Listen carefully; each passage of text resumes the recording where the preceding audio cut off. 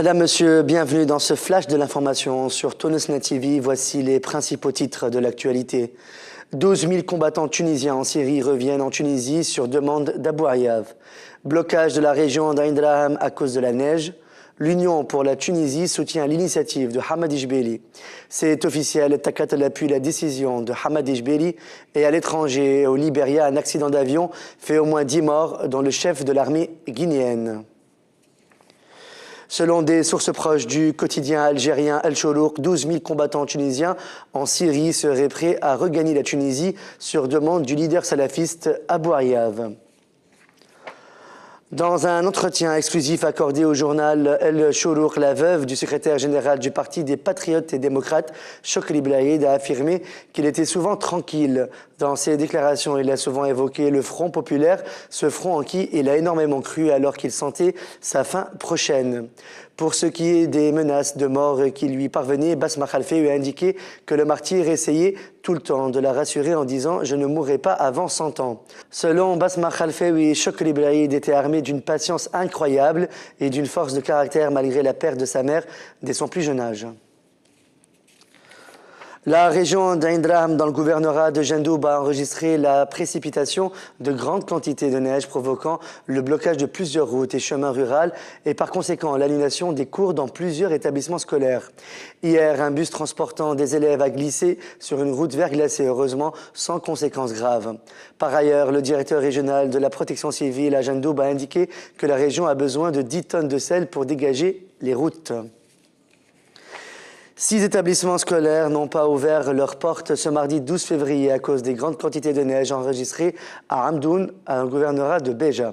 Les élèves et enseignants n'ont pas pu arriver jusqu'à leur établissement à cause des pistes et routes rurales bloquées par la neige. Le secrétaire général du Parti du travail patriotique et démocratique, Abdelazek Hamemi, a indiqué ce mardi 12 février que l'Union pour la Tunisie, que son parti a officiellement intégré hier en compagnie du Parti socialiste, soutient l'initiative du chef du gouvernement provisoire, Hamadi Jbeli. Abdelazek Hamemi a expliqué que l'initiative, qui consiste en la formation d'un gouvernement restreint de compétences nationales et la tenue d'élections avec observateurs internationaux sur le terrain pour superviser le déroulement du scrutin, est un pas dans la bonne direction. Suite à l'accord signé hier, le Parti du travail patriotique et démocratique et le Parti socialiste sont désormais alliés avec Nidetouns, Al-Jumhouri, El-Massar au sein de l'Union pour la Tunisie. Lors de la conférence de presse organisée aujourd'hui par Takatel Mosfa Benjaf, le président du parti a annoncé officiellement leur appui à la décision de Hamadi Jbeli, chef du gouvernement provisoire. Benjaf a affirmé que Takatel a depuis le début été favorable à un gouvernement de technocrates et que le pays a bien besoin d'un choc pareil vu les circonstances qu'on traverse.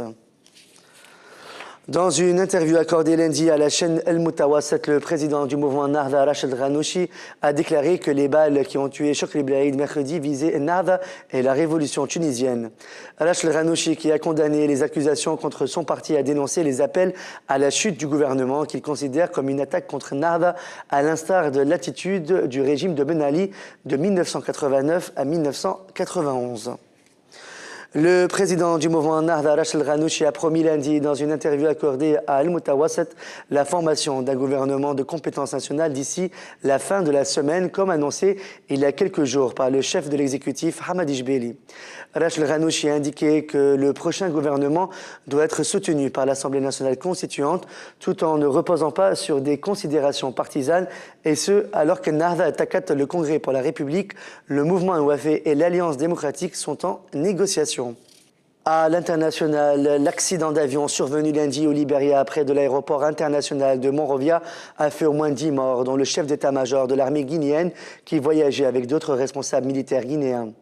Il y avait 10 personnes dans l'avion et il n'y a eu aucun survivant, a déclaré le ministre libérien de l'Information. Ce crash a fait au moins 18 morts, dont le chef d'état-major de l'armée guinéenne, le général Souleymane Kelefa Diallo, a de son côté indiqué une source proche de la présidence guinéenne. C'est la fin de ce flash de l'information sur Tonisnet TV. Merci de votre fidélité. Excellente fin de soirée sur notre chaîne. À demain.